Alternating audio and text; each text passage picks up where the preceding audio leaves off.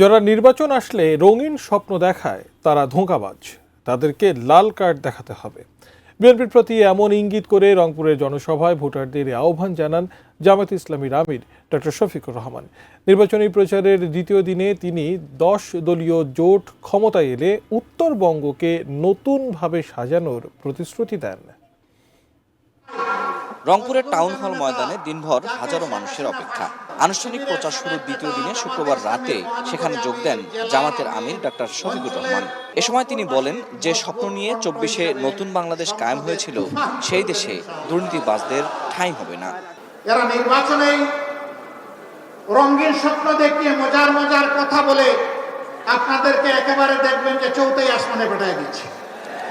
এরা ধোঁকাবাজ, চিনে রাখবেন।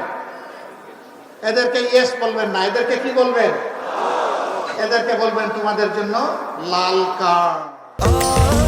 স্বাস্থ্যকর অল টাইম ফ্যামিলি কেক, সব সময় অল টাইম হেলদি লাইফ। এর আগে জামায়াতের আমিরের সফরে শুরু হয় দেশের সর্বোত্তরের জেলা পঞ্চগড় থেকে। এই জেলার চিনিকল মাঠে জনসভায় হাজারো মানুষ। সেখানে জামায়াত আমির বলেন, উত্তরবঙ্গ বাংলাদেশের কৃষি ও অর্থনীতির লাইফলাইন হলেও বিগত আমলে বিমাতসুলভ আচরণের শিকার হয়েছে।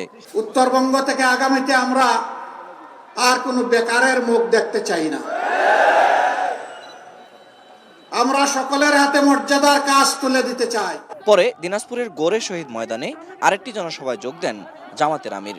বলেন, যারা চাঁদাবাজি ও সন্ত্রাসের রাজ্য কায়েম করতে চায় তাদেরকে এবারের নির্বাচনে ভোট না দিতে। এরপর ঠাকুরগাঁয়ের বড় মাঠে আরেকটি জনসভায় যোগ দেন ডক্টর শফিকুর রহমান। বলেন, সবাইকে নিয়ে নতুন বাংলাদেশ গড়ে তুলতে।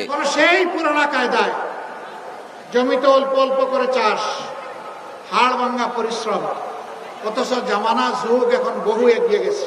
বিনা লাভে ঋণ দিয়ে প্রযুক্তি হাতে তুলে দিয়ে তাদেরকে বলা হতো আনন্দের সাথে মাঠে ফসল ফলাও।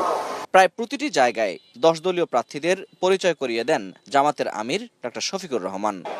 নির্বাচনী সফরের প্রথম দিনে উত্তরবঙ্গের 4টি বড় জেলা সফর করলেন জামাতে ইসলামের আমির ডক্টর শফিকুর রহমান। তিনি বললেন, উত্তরবঙ্গকে করা হবে অর্থনীতির কেন্দ্র, উত্তরবঙ্গ হবে উন্নয়নের কেন্দ্র। কিন্তু তার আগে দরকার 10 দলীয় জোটের পক্ষে সকলের রায়। উত্তরবঙ্গ কি 10 দলীয় জোটের পক্ষে এবার রায় দিচ্ছে?